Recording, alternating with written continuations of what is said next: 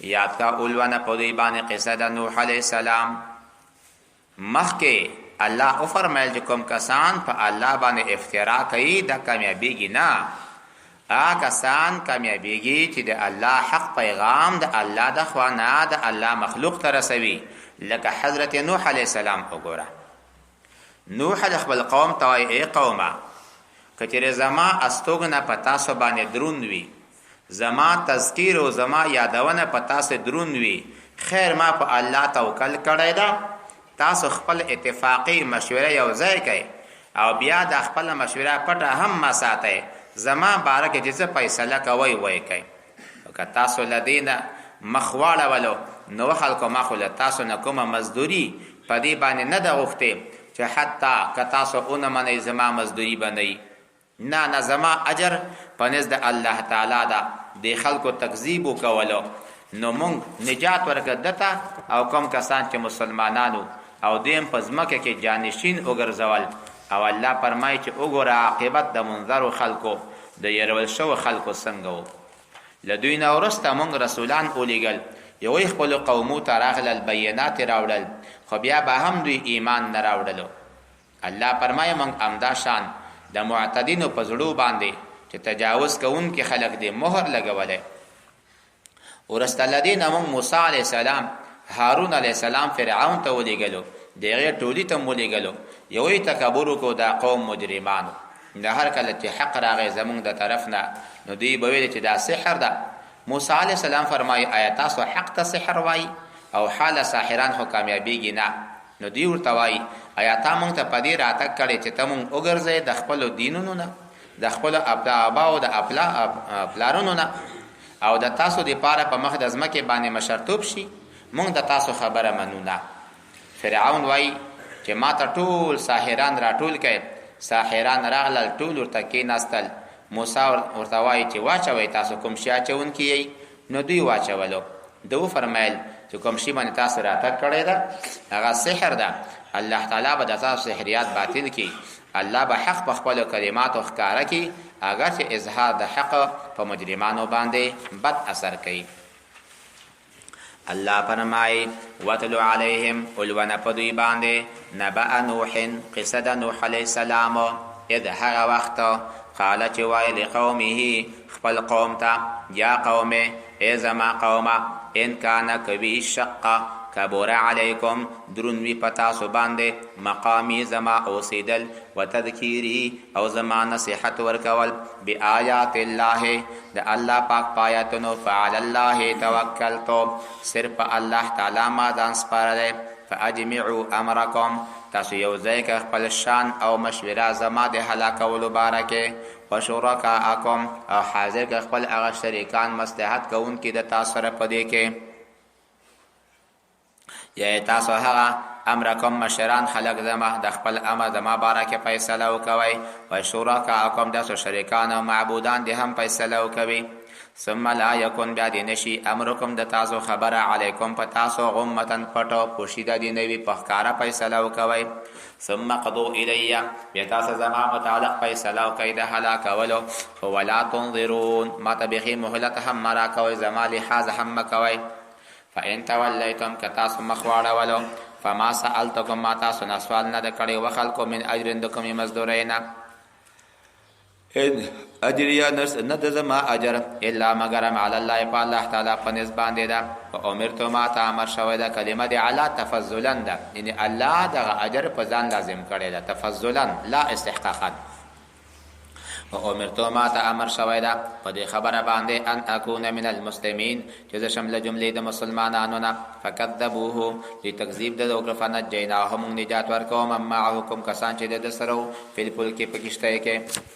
وجعلناهم من اوغرزول خلائف جانشین خلفاء الارض واغرقنا مغرقل الذين هاكسان كذبوا بآياتنا چې تکذیب کول زمون پایتون باندې. فانظر وګورا پیغمبره کیف کان عاقبت المنذرین څنګه واقعیت او انجام د يرول شو خلکو. منذر پیغمبر توای منذر بیا امت توای يرول شوی خلک. ثم بعثنا بیا موږ ولېږل من بعده وروسته الذین رسولا پیغمبران الی قوم خپل قوم ته فجاءوهم بالبینات دوی راتګ وکړو دوی ته په واضحو معجزاتو سره فما کانوا نو دوی لیؤمنو چې ایمان یې راوړی وی بما په هغه څه باندې بما په هغه سبب باندې کذبوا به دوی تکذیب کړی په د باندې من قبل مخکې د دې نه کذلک همدارنګه نطبع موږ مهر لګوو علی قلوب المعتدین په زړه د تجاوز کوونکو باندې ثم بعثنا بیا موږ ولېږلو من بعدهم وروسته له دغونه پیغمبرانو نه موسی علیه السلام و هارون علیه السلام الی فرعون ته و ملئه او دغه مشرانو ته بآیاتنا پایتو زمونږه فاستکبروا دوی تکبر وکړو وکانو قوما مجرمین او دوی و قوم مشرکانو فلما هر کله جاءهم الحق راغی دوی ته حق من عندنا زمون له طرفنا نو قالو دوی ویلې ان هذا یقینا دا لسحر مبین دا سحر ښکارا ده قال موسی ویلې موسی علیه السلام اتقولون ایا تاسو وایي للحق حق لرا لما هر کله جاءکم چراغ تاسو ته سحر هذا ایا دا سحر ده او حال ده ولا يفلح الساحرون او ناکامیابیږي ساحرانو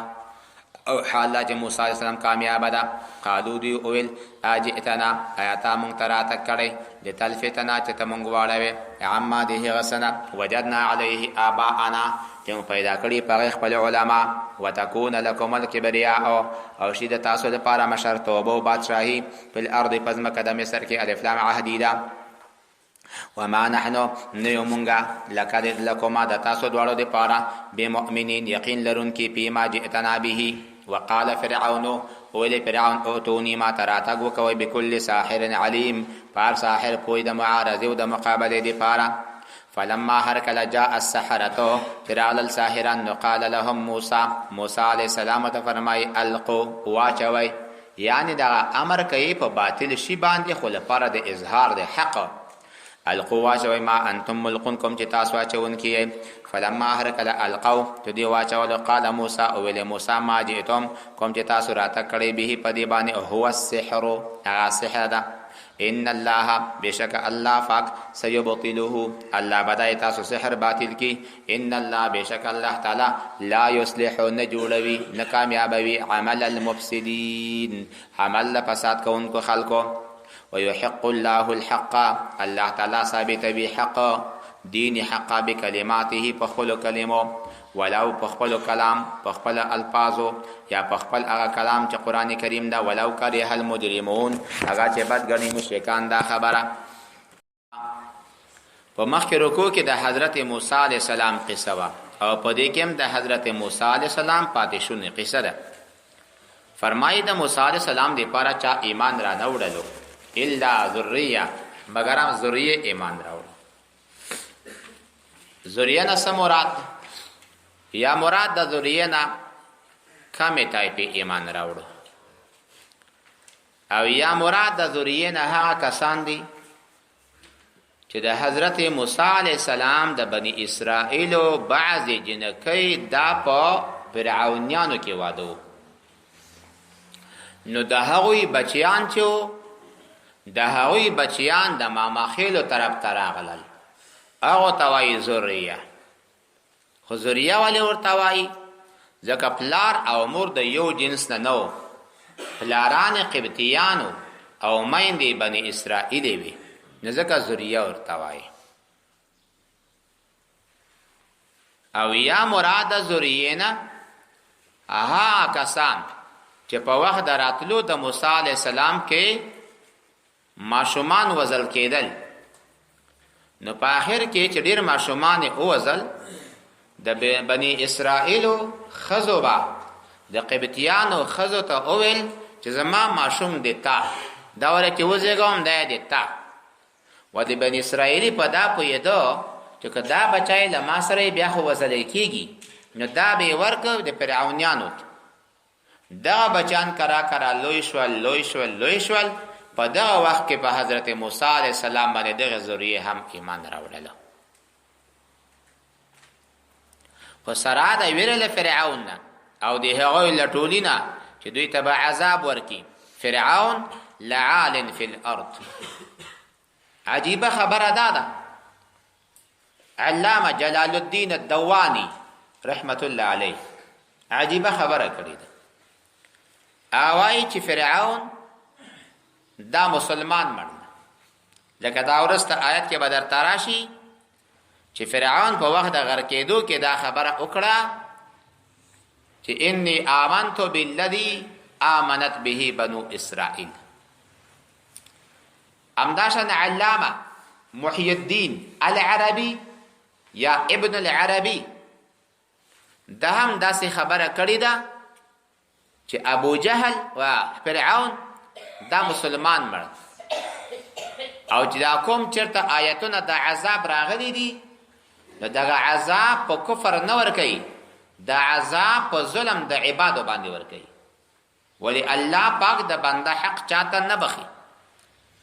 او چې څومره آیتونه راغلي هم دي ادخلوا آل فرعون وی خودی فرعون نخی وَإِذْ نَجَّيْنَاكُمْ مِنْ آلِ فِرْعَوْنَ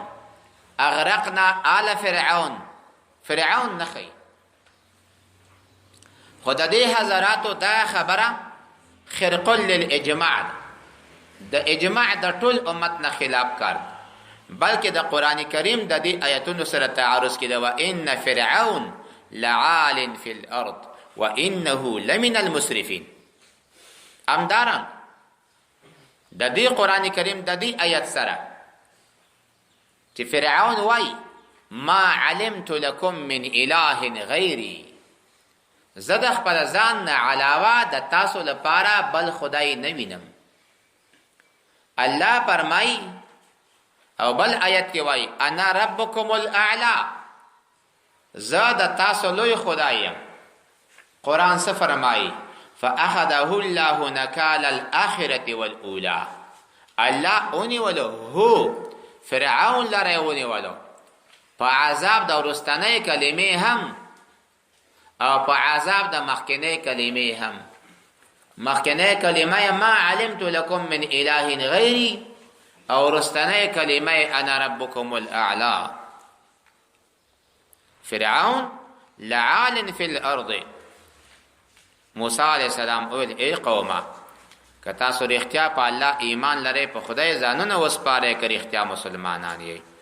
دوی وویل موږ بالکل په الله ځان سپارلی. ای الله موږ د قوم مجرمانو سره ملګری مه ګرځوه، موږ ته د هغوی له منځه نجات راکړه. الله فرمایي موږ موسی علیه السلام ته وحی وکړه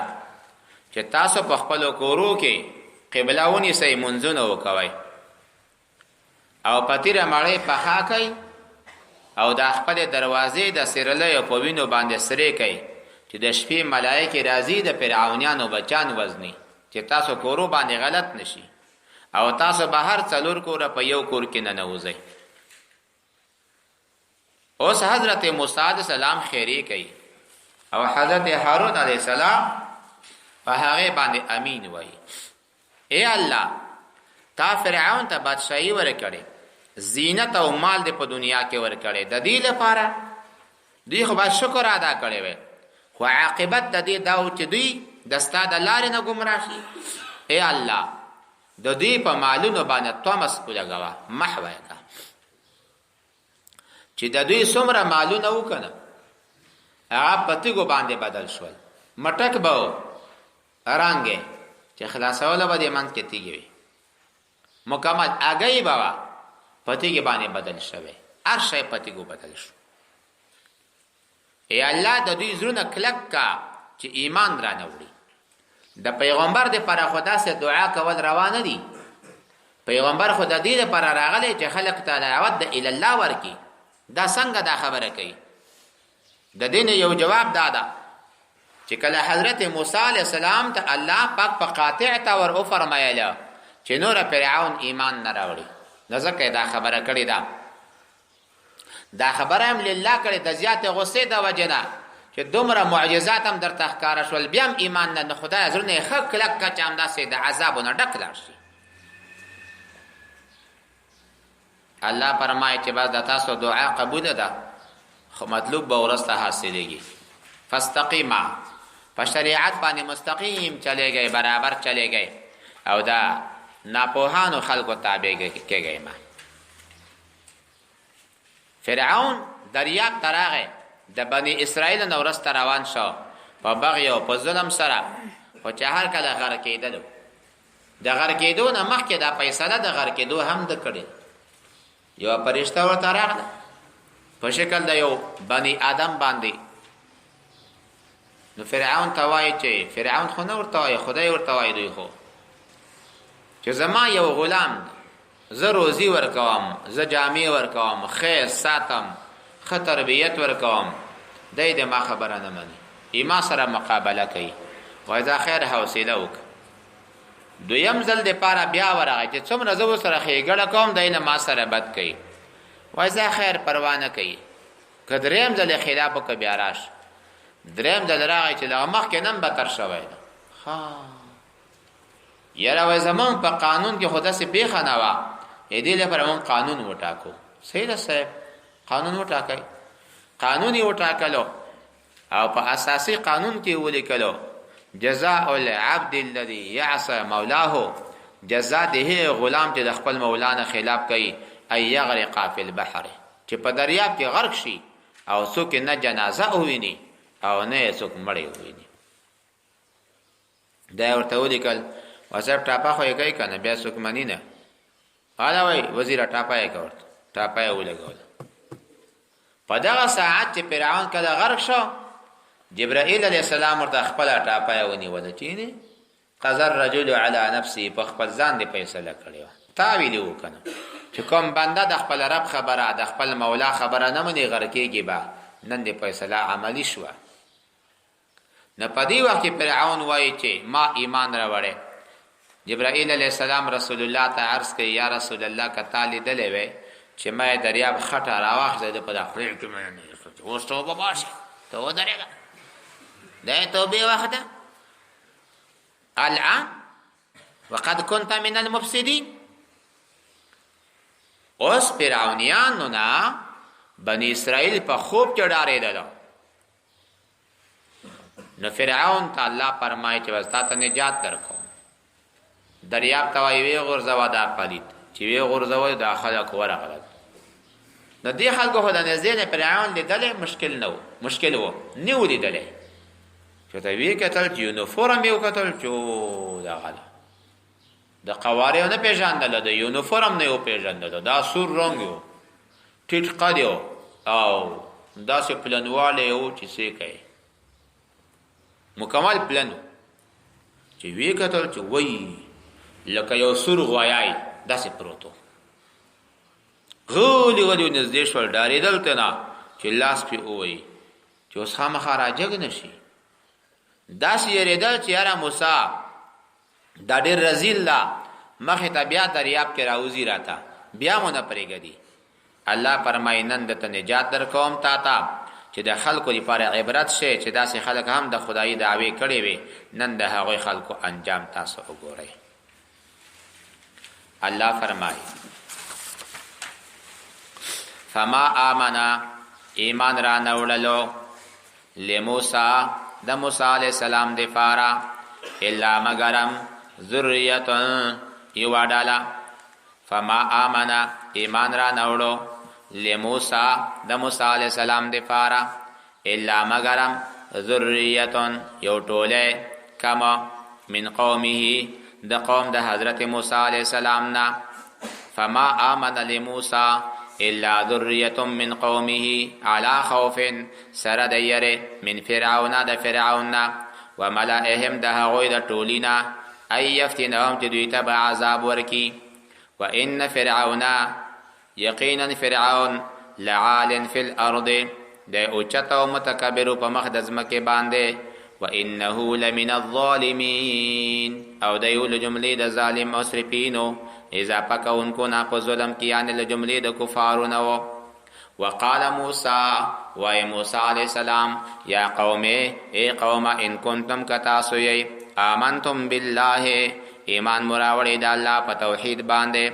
فعلیه توکلوا پدغه الله ځان وسپاره ان کنتم مسلمین کتاسو مسلمانان یی. فقالو دی اول علی الله توکلنا فالله مو ځان سپاره لیدا ربنا ای زمونږ ربا لا تجعلنا مونږ مګرځوه فتنة للقوم الظالمین فتنه د قوم ظالمانو دی پاره ونجنا امون ته نجات راکا برحمتک په خپل مهربانۍ دی من القوم الكافرین د قوم کافرانو نه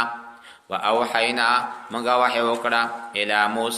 موسی علیه السلام ته و اخیه او ورور د موسی علیه السلام ته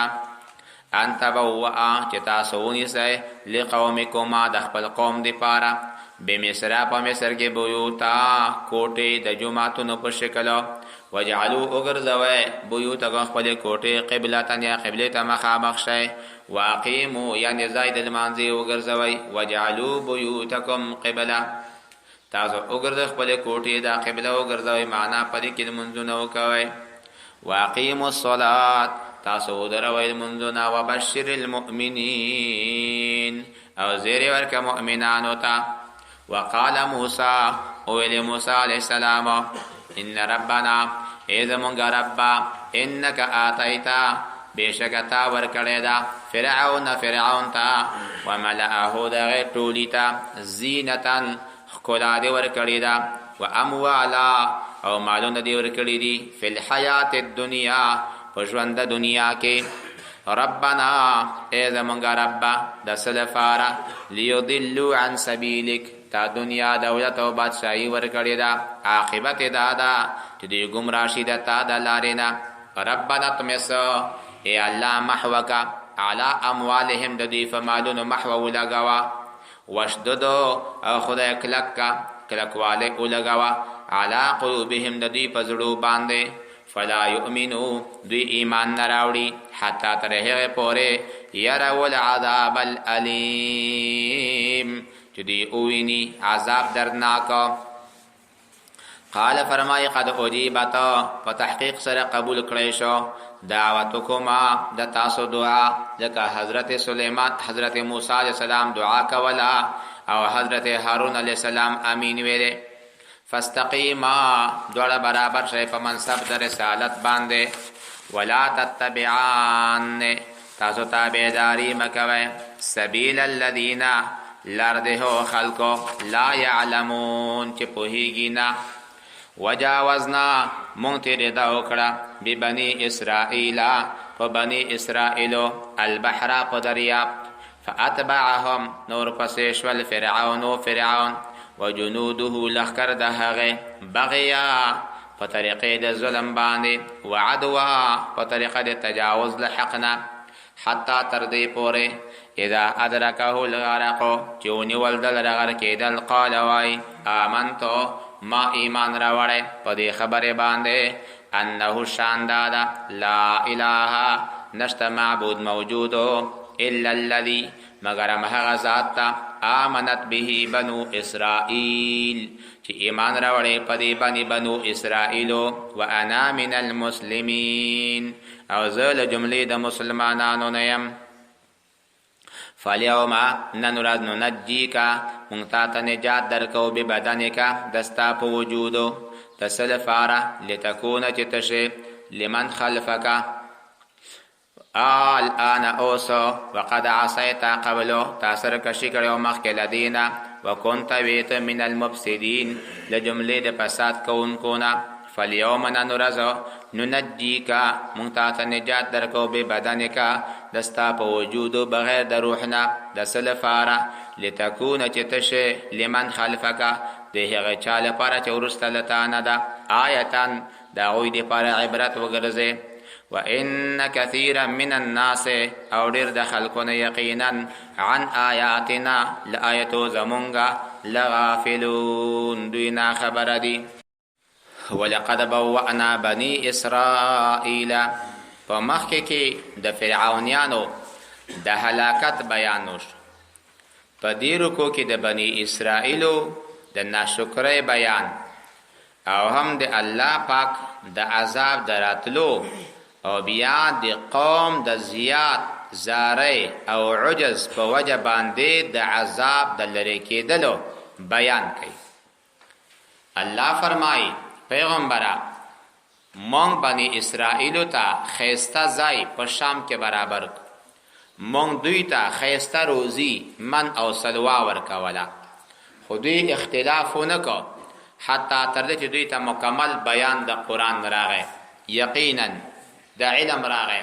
یقینا ستا رب فیصله کوي د دوی من کې په ورځ د قیامت چې کوم شي کې د خلکو اختلاف کولو. که ته په شک کې یې نو ته پوښتنه وکوه په هغو خلکو نه چې هغوی کتاب لوستی ده، یعنی تورات او انجیل لوستی ده. د دې آیت نه دا معلومیږي چې که سړی نه پوهیږي باید د بل چا نه پوښتنه وکوي. فاسألوا اهل الذکر ان کنتم لا تعلمون. په سوال سره نیم علم حاصلیږي. انسان باید د خپل ځان تابعدار او د خپل ځان د خواهشاتو غلام ونه ګرځي. الله فرمای پیغمبره تا ته د الله د خوا نه حق بیان راغلی، ته له جملې د شک کوونکو نه خامخا مه کېږه او هم له جملې د یو خلکو نه مه کېږه چې د الله په آیتونو یې تکذیب کولو، نو ته به وګرځې له جملې د زیانکارو خلکو نه. یقینا کوم کسانو باندې چې د عذاب کلمه رښتونې شوې ده، کلمه د عذاب څه شی ده چې لأملأن جهنم منکم اجمعین، دا خلق کله هم لا یؤمنون، دوی ایمان نه راوړي. که دوی ته هره معجزه راشي بیا هم دوی ایمان نه راوړي چې تر څو یې عذاب علیم نه وي لیدلی. د الله پاک عجیب نظام ده چې هر قوم باندې عذاب راغلی بیا د عذاب لرې شوی نه ده، و صرف قوم د یونس علیه السلام باندې عذاب راغی او چې هر کله دوی زارې زیاتې وکړې نو د عذاب بیرته لرې شو. قصه د حضرت یونس علیه السلام. یونس علیه السلام د الله پیغمبرو، د پلار نوم یې متا نومیږي، د موصل ښار ته الله پاک را لېږلی و، قوم ته تبلیغ کولو، خو بالاخره قوم دا خبره ونه منله. قوم ته وویل چې تاسو خو زما خبره منئ نه، خو په تاسو باندې به د الله عذاب راځي، خو 3 ورځې بعد به راځي. قوم چې دا خبره واورېدله، د قوم قانون دا و چې هر چا به دروغ وکړل نو بیا به دا سړی وزلو. ډېر کلک مضبوط قانوني و. حضرت یونس علیه السلام دوی ته دا خبره وکړه، نور کرا په دې خلکو باندې امارات د عذاب راغلل، په دوی باندې یو لوګی راغی. داسې لوګی راغی چې د دوی په دې چتونو را کېناسته، چتونه یې تور شول، موټر یې تور شول، هر شی تور. دوی پوه شول چې عذاب راغی. بادشاه هوښیار وای تاسو وګورئ چې یونس علیه السلام شته که نشته. که یونس علیه السلام وي بیا عذاب نه نازلیږي، که یونس علیه السلام نه وي بیا عذاب نازلیږي. یونس علیه السلام د شپې په نیمه شپه کې وتلی چې ګور یونس علیه السلام نشته. بس پوه شو بادشاه چې عذاب ده. هله قوم را جمع شئ چې تاسو لیدلی وی دا زنانه وي، دا زړې، دا ځوانې، دا وړې، دا واړه ماشومان د مور نه جلا کړل، دا حیوانات د میندو نه جلا کړل. بادشاه ځان ته یې را واچوله، د عاجزۍ کالي یې واغوستل، یوې دښتې ته ووتل. اوس په چا کې دا امتیاز نشته چې ته نرې که ته ښځه یې، به ټول زاړي فریاد کوي، دا ماشومان کوغېږي، دا حیوانات بغېږي، کوغ د ژړا او فریاد ده.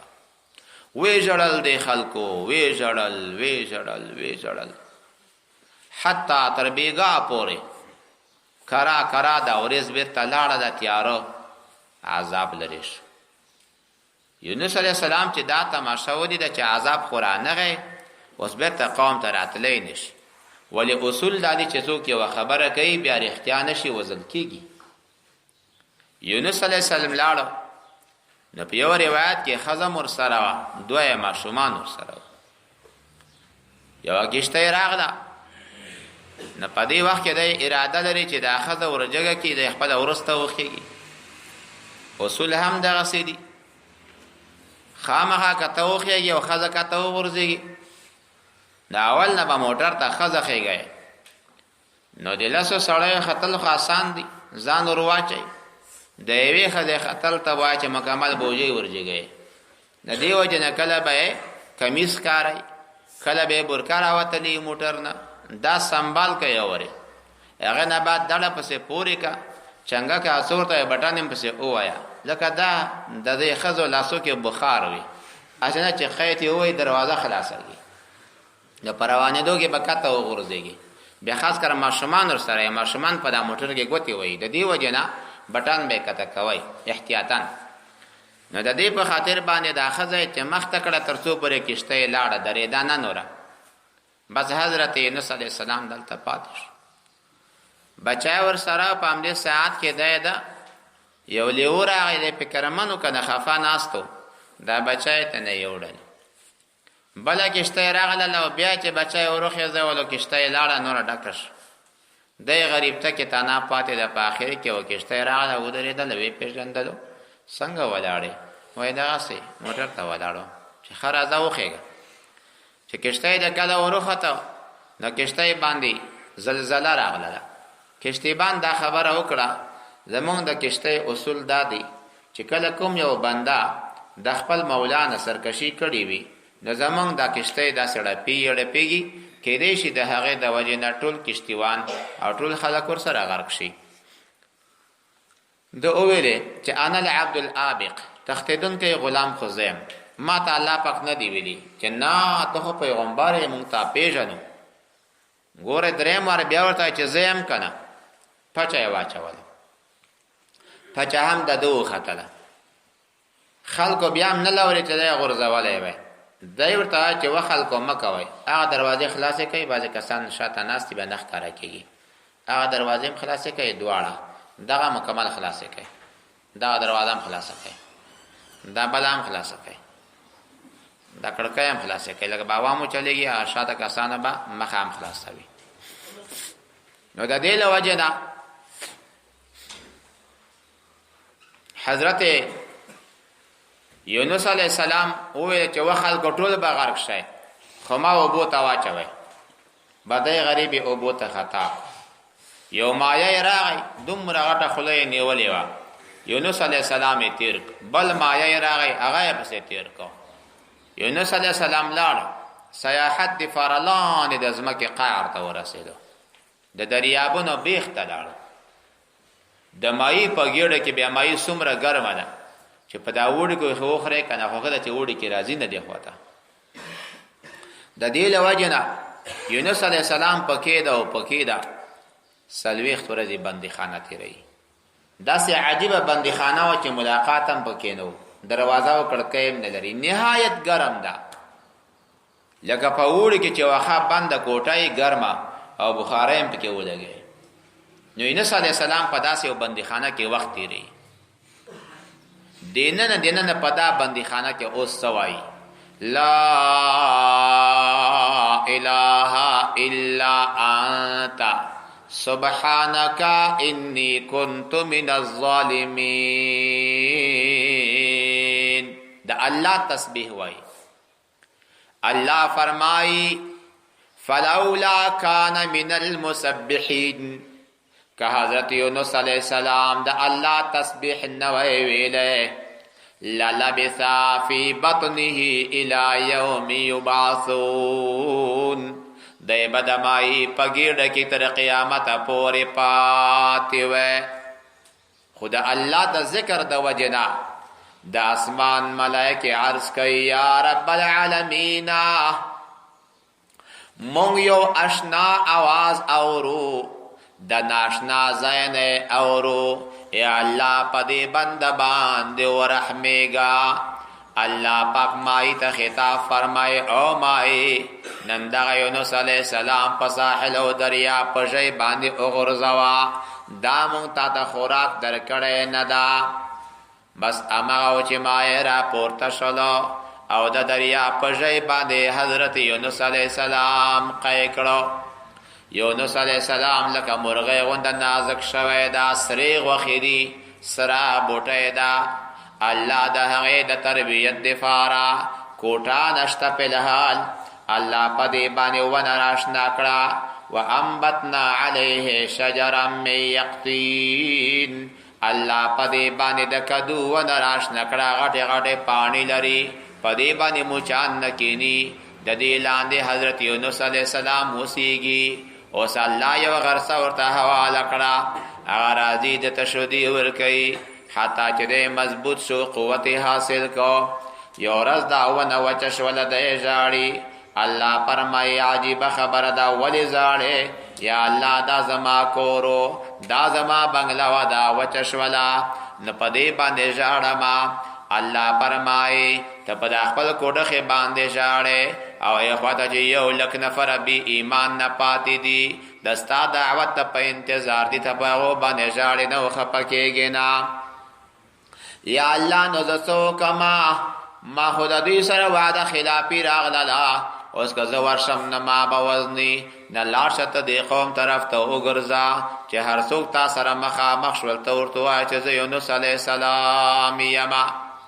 او دوی چې لاړ هلته چې ګوري یو هلک میږي پیایي وایي ته څوک یې وایي د موصل د ښار یم من اهل نینوا چې ښه نو خلکو ته ورته ووایه چې زه یونس علیه السلام یم هلک وایي چې ګوره ما په خلکو مه وزنه دا قانون ده چې سړی وزلی کېږي مګر هم که شاهدان په خبره تیر کړي بیا نه وزلی کېږي خدای فرمایي چې بس شاهدان شته که نه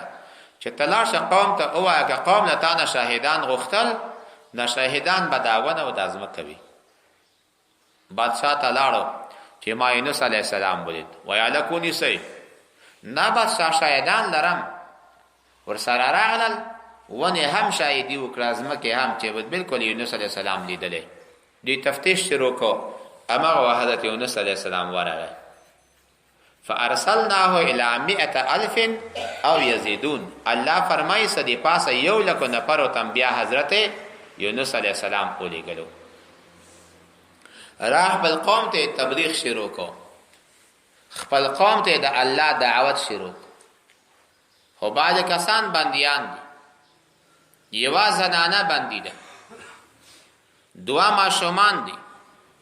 یو سړی ورته راغی بادشاه ته چې والک د لیو په خوله کې لږ زخمي شوی ما را خلاص که دا ده تاسو ته مې راوړله دا ښځه چې لاړه کښته یې ماته شوله په ساحل د دریاب باندې کرا دریاب نه وچې ته راووتله ډېر لرې مزل یې کړی دی ښار ته را رسېدلې ده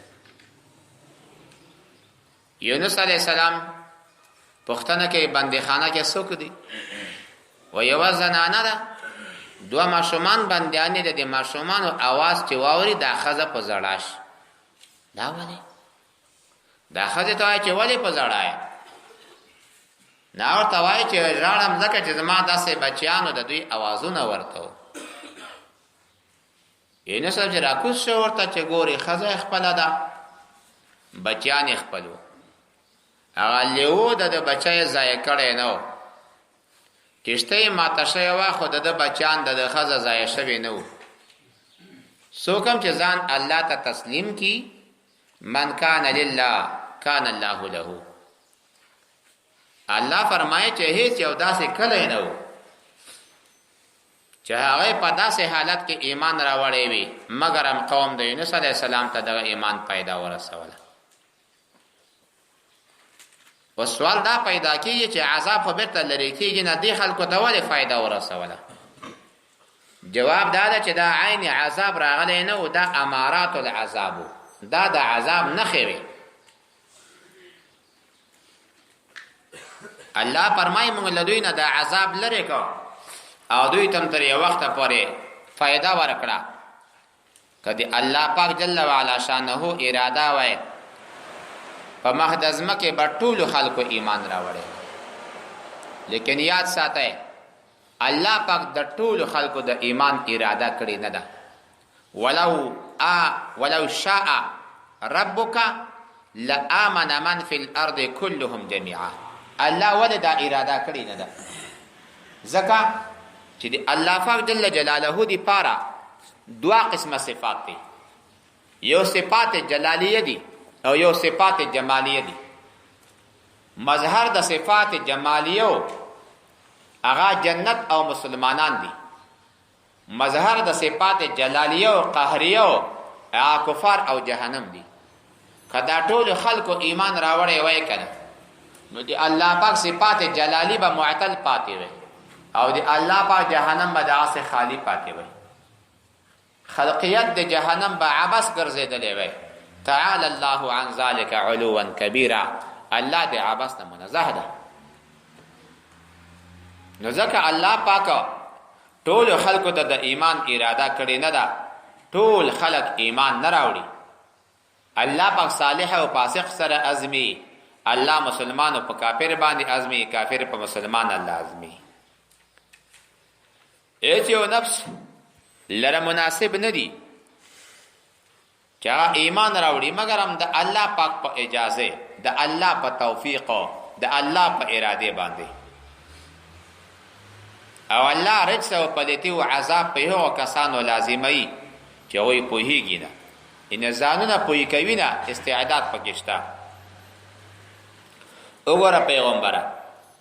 په اسمانو کې په ځمکو کې د الله پاک دلائل د توحید وګوره، نو دا آیات او دا پیغمبران فائدہ نه رسي دغه قوم نه چا په الله باندې ایمان نه راوړي. دوی انتظار نه کوي مگر صرف د دې خبره لکه څنګه چې مخکینی قومونه او یې هلاک شول، دا قومونه به هم د هغو په شان باندې هلاکیږي. الله فرمایي چې همدارنګه لکه موږ خپل پیغمبرانو ته نجات ورکو، کذالک حقا علینا ننجی المؤمنین، موږ به په هر زمانه کې مسلمان تم نجات ورکو. دا دی الله وعده ده. الله فرمای ولقد یقینا فتحقیق سرا بوعنا بنی اسرائیل، منځای ورکړو بنی اسرائیل ته مبوع صدق، غزای در اختیا منزل صدق ته شام ده. ورزقناهم موږ دوی ته روزي ورکړه من الطیبات د پاکیزونه، فمختلفو دوی اختلافونه کو حتی تر هغه پورې جاءهم العلم چې راغی دوی ته قرآن. ان ربک یقینا ربستا یقضی بینهم فیصله کوي د دوی په منځ کې یوم القیامت په ورځ د قیامت فیما په هغه څه کې کانو چې دوی فیه پدې کې یختلفون اختلاف کولو.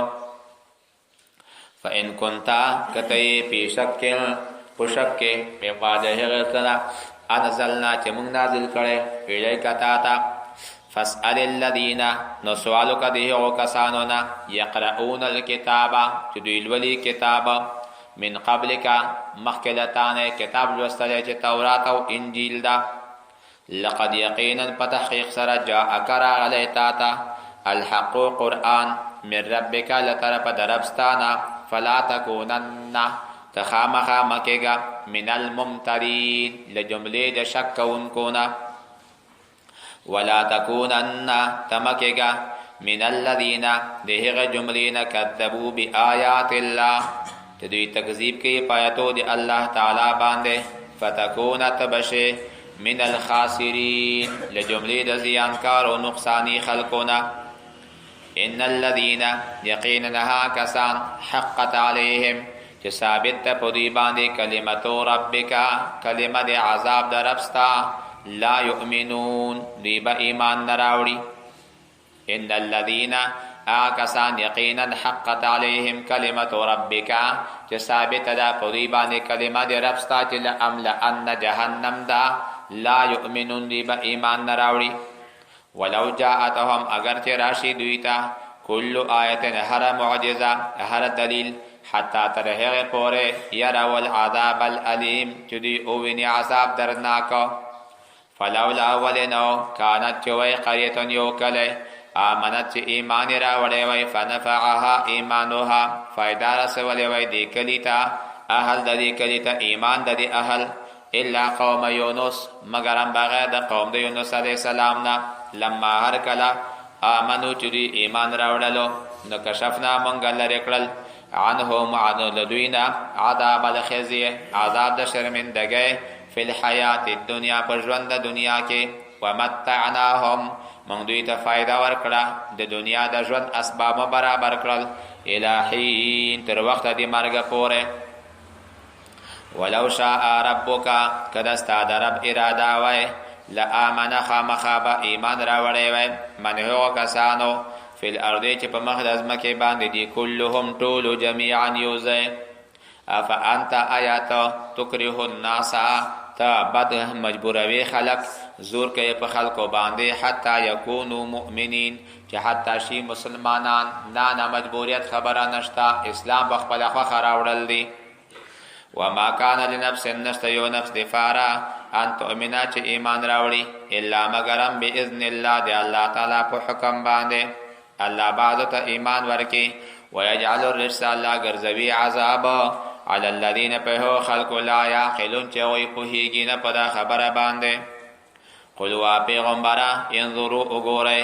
ماذا في السماوات کوم شی دی پاسمانونو کې ول ارضی پزمکه کې وما تغني الآيات او دفع نفایده نرسی آیات او نشانه والنذر یعنی معجزه والنذر پیغمبران عن قوم لا يؤمنون دی قوم نه عذاب لري کوي نشي چې ایمان نراوړي وما تغني او ندفع کوي نلري کوي الآیات معجزه والنذر پیغمبران عن قوم لا يؤمنون دی قوم نه چې ایمان په الله تعالی باندې نلري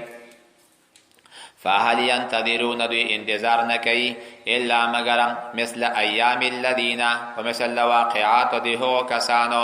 خلو چې دوی تیر شي من قبلهم مخکل دوینا قلوا پیغمبره فانتظروا انتظار وباسه اني ذو معكم د تاسو سره من المنتظرين لجمله د انتظار کوونکو نه يم ثم ننجي بیا موږ نجات ورکو رسولنا خپل پیغمبرانو لرا والذین آمنوا او کسان چې ایمان راوړي هغه ته نجات ورکو کذالک همداشان حقا علینا ثابت ده مونږ باندې ننجي المؤمنین مونږ نجات ورکو مسلمانانو لرا